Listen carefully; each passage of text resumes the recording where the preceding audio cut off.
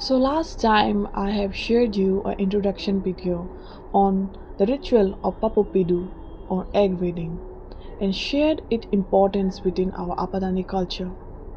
The ritual requires reading of the ring-like patterns within the split egg and understand what each ring wants to convey. I have provided a detailed analysis on the ring-like patterns and the name they carries for each pattern. Now for the second part of this video, we shall start reading the live examples of three different eggs with three different outcomes for better understanding of Papu Pidu. Now, before beginning the readings of eggs in the ritual of Papu Pidu, I would request all the viewers to kindly subscribe to my channel and share all the informative videos with your friends and your family for spreading more awareness about our local culture and help me to contribute more knowledge about our Tani lineage and its customs.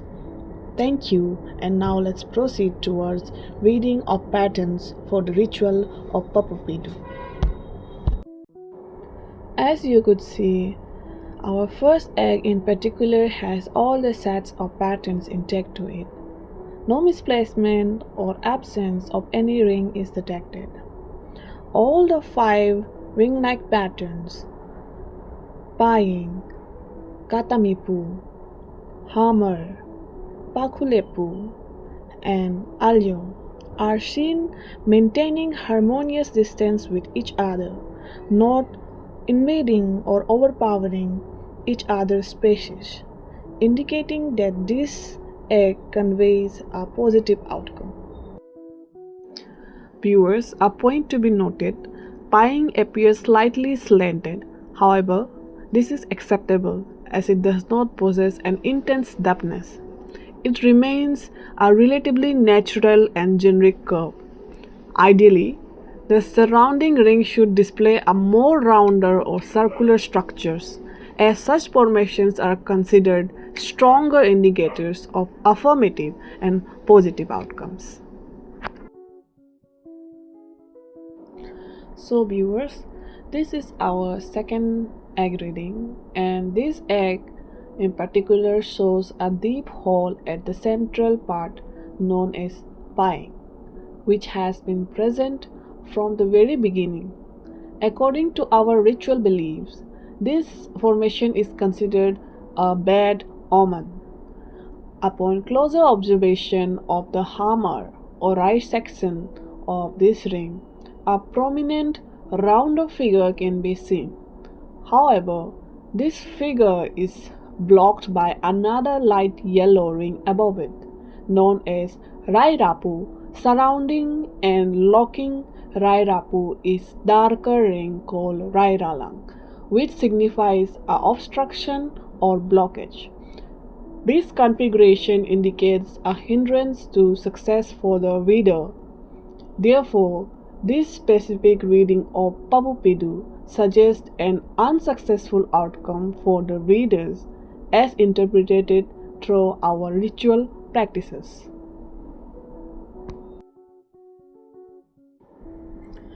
This is the final egg presented in this video, and it shows a very evident outcome. Unlike the previous reading, this egg does not display any defined ring formations. There are no visible set of rings as demonstrated earlier. Only a faint and faded Paing is present. There is no Katamepu, no hammer, no Pakulepu observed in this egg. Eggs with such characteristics are considered null and void within the ritual of Papu Pidu. As a result, this egg does not provide a valid interpretation. In such cases, the reader is permitted to request another egg and proceed with a fresh reading to complete the ritual of Papu Pidu.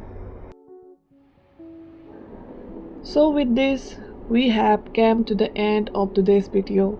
I truly hope you have learned something meaningful about the ritual of Papu Pidu and gained a deeper appreciation for the beauty and wisdom of our Arunachali culture. If you find this video informative and enriching, Please don't forget to like, share, and subscribe to the channel for more content on our traditions, ritual, and heritage. Thank you for watching, and I'll see you in the next one.